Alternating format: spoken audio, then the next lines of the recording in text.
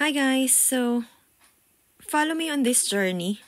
Halata naman 'di ba na ayan, first time nating kalikutin ang ating biniling drone. Nga pala, I bought the drone sa airport ng Dubai. Nabudol po tayo doon. Wala pa tayong 5 minutes sa airport at bumili na tayo. And that's me using my phone. There's actually yung anong tawag doon? Yung parang controller. Something ganyan. May control din siya, pero I opted to use my phone. And dito, naka-follow mode po tayo. So, there's my pamangkin, my sister, my brother earlier on, and then my mom. O, diba? Ngayon, susundan niya tayo. Medyo shock at me kasi, ayan, tinatry natin kung susunod talaga siya. Later on in the video, makikita ninyo na mas okay na rin yung aking pagpapalipad. Char! Yan, fini-feature po natin ang Beach Valley ng La Casa Prime Cabins. There's my tito. And this is the beach doon sa pinagstayan namin sa Nueva Ecija. O diba, ang kulit ng pamangking ko. Grabe, magkasing height na kami halos. Yun lang. And here you go. You'll see. Hawak ko na yung controller, pero hindi ko pa rin siya alam gamitin. Ayan, si aking father. Diba? Sabi ko, actually siya yung sinetup ko na makita para dun sa follow mode. O, diba? Tuwa-tuwa siya. Tapos, sinabi ko sa kanya, pa, lakad ka dun. O, diba? Sumunod naman siya. Naglakad naman siya papunta doon kasi nga siya nga yung finalo talaga nung drone. Hindi ko muna siya pinapasok dyan sa may cabin kasi nga hindi ko pa alam kung anong capacity. Baka mamaya mahulog yung drone tumama or something like that. So, yan. O, diba? Walking. Very good naman si Papa. Sumunod! Ay, nako. Ang hirap naman po. Kapag hindi ka techie, ayan. O, diba? Tinry ko naman yung kanyang parang ibang features. Kasi itong DJI Neo, meron siyang parang follow, meron siyang fly mode, iba't ibang klase siya ng fly mode. Tinatry ko pa lang siyang i-figure out dito sa area na to. This one naman is yung rocket, so pataas naman siya. Medyo natakot din ako kasi baka sobrang taas din niya. And yan, pababa naman siya. Pwede mo siyang i-manual, up, down, and then rocket. So, yun na nga. Tinry naman ni Mama. O, ito naman siya. Ang kulit nila, diba? Grabe. Pasensya na, pero, ganyan lang talaga kami. This time, umikot naman kami. Showing naman yung mga ibang parts ng La Casa Prime Cabin. Pero dito, tumama siya dyan sa may duyan. So, here it is. Dito na po tayo. Ang akin lang hindi na-try is that kung paano siya i-adjust pag nandun na siya sa taas. Hindi ko pa alam at that point. Pero this is George Point in Nueva Ecija. O diba? Para siyang Netherlands. Kumbaga kasi merong windmill effect. Na-interview ko na rin yung may bantay dito sa area na to. Ay, group of friends yata ang may-ari. So, yun lang. Bye! Hulaan nyo kung anong ginagawa ko dyan. At that time, medyo panic mode na ang lola mo kasi hindi ko na mapababa yung drone. Dito naman, we're here at Gabaldon River. Yung nakikita sa Facebook na maraming mga kubo. And then, yun na nga, ayan, pati si lola, nag-hi. Pumasok na kasi siya sa loob ng van kanina. Pinalabas lang namin. Para makasama siya sa kuha nung drone. Ayun lang. So, DJI Neo. Ina-explore ko pa kung anong mga kayang gawin nito. And dito na nga. Ayan na naman si aking mother, dear. And this is DJI Neo. And we're here at La Casa Prime Cabins. O, diba? Tinuruan na ba kayo ng dance step ng batang yan? La Casa Prime Cabins. It's a nice resort in Nueva Ecija. Marami rin silang mga pakulo. They have movie nights, may pa-bonfire sila, free breakfast na, Filipino breakfast na rin. This is Beach Bali, and then yung other side kanina na nakuha is tropical Bali. So, magkarugtong lang naman sila. Yan. Dito kami nagbe-breakfast sa area na yan. And then, dyan sa area na rin kami nagmo-movie nights with projector. Sige, nabuang na ang lola. Ay, naku, Jai, kaloka.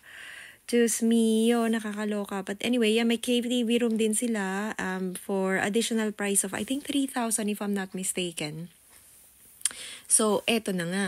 Ayan, tuloy pa rin tayo sa paglalakad with mother na nagduduyan.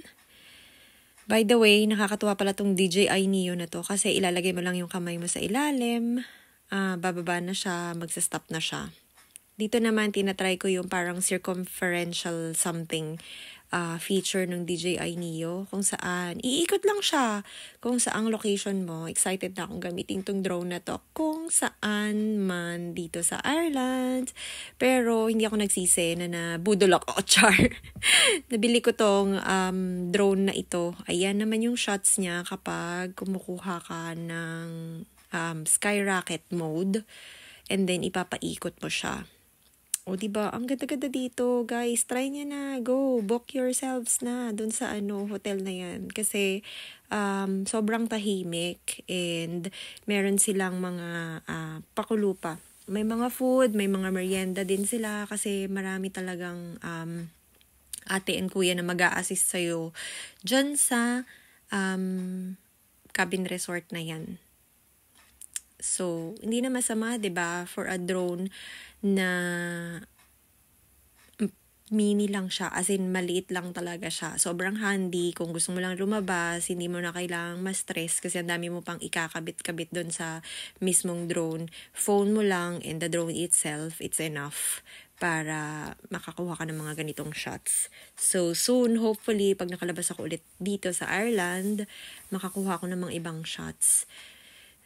Maliwanag din siya. At that time, maganda yung weather. Blessed ako ng magandang weather this time nung kinuha ko tong shot na to. So, very Bali vibes din tong lugar na to. Kaya, what are you waiting for? Bili na. And book na. O, diba? Char! Hindi ko pa rin masyadong na-figure out tong drone pero tuwang-tuwa na ako and natuwa na rin ng lola ko. Ayan, sinama ko na rin siya sa aking kalokohan. Sabi ko sa kanya, o diba, ang mga technology ngayon, lola, nakikita mo, sumusunod sa atin yung drone. As in, makikita talaga kung hindi mo na kailangan ng videographer. Ayan o. Oh, hinahanap niya sa taas. Nasa likod lang pala namin. Ayun lang. Gusto ko lang ulit i-feature yung hotel. Later on, ipapakita ko sa inyo yung full video nung maayos na at medyo nagamay ko na yung drone dito. Naglalakad lang muna kami ni Lola. Sabi ko sa kanya, lika na, sama ka sa akin, lakad lang tayo. O, diba? Sumunod naman siya. Nakakatuwa lang na may mga ganitong na ngayon. Dati, kailangan mo talaga ng videographer. Ngayon, hindi na. Kahit mag-isa mo mag-travel, go. Ayan. Diba? Kaya lang, ang hindi ko pa na-figure out is yung ibang mga kung gaano kataas, super taas ba or what, yung maximum niya. Kasi natatakot pa ako. Ayoko namang umiyak ako kapag na-lost ko yung drone, yung nawala ko yung drone, 'di ba? So yun lang, bye, sabi ni Lola. So here it is. I'll show you the full video. This is the Beach Bali here in La Casa Prime Cabins and I am using DJI Neo gamit yung follow mode. So, if you wanna buy, okay lang siya. Hindi naman na din ganun kasakit yung presyo niya compared to other drones. You can see here na nakatabi yung mga bean bags kasi umulan the night before. Ayan si Kuya. Hi Kuya. Siya ay nagwawalis, naglilinis kasi maraming ang puno. Heading on to the tropical Bali, tropical part ng resort. And this is where I booked 2 rooms. Iba't iba yung cabin numbers nila. Here, makikita mo, andun yung sauna, may mga resting place sa side, may mga duyan, ganyan. So, if you want to stay lang or mag-upo-upo, mag-phone, ganyan, may wifi din naman sila. And then there's the sauna. Sa gabi may pailaw dito, maganda. Magandang effect, ganyan, chuchu. Ayan, there's cabin 2, I think, or cabin 1, I think, yung pinuntahan namin. Diyan kami nag-sleep ng lola ko, kasama ko siya. Bali vibes din yung loob niya. And kailangan mo lang i-keep yung doors na closed kasi marami ding mga ibang nagsistay doon sa resort. So, here you go.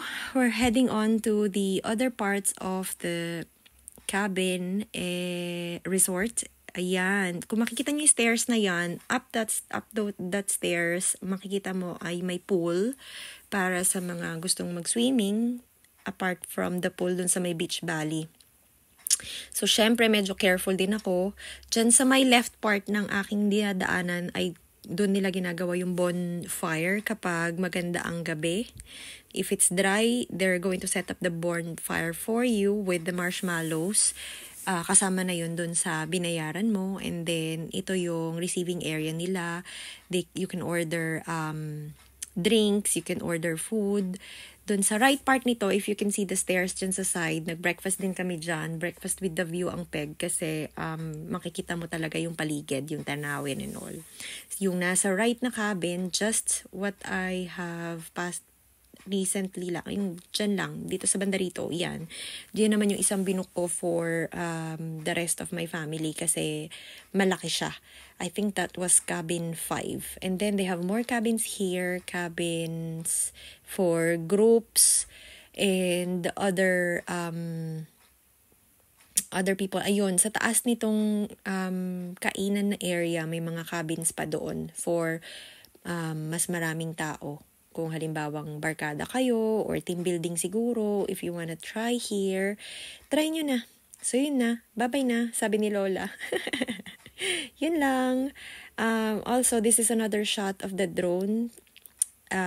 We're actually located, itong place na to ay located sa, saan na nga ba to? Actually, ginugel ko lang din siya kung saang ilog man to.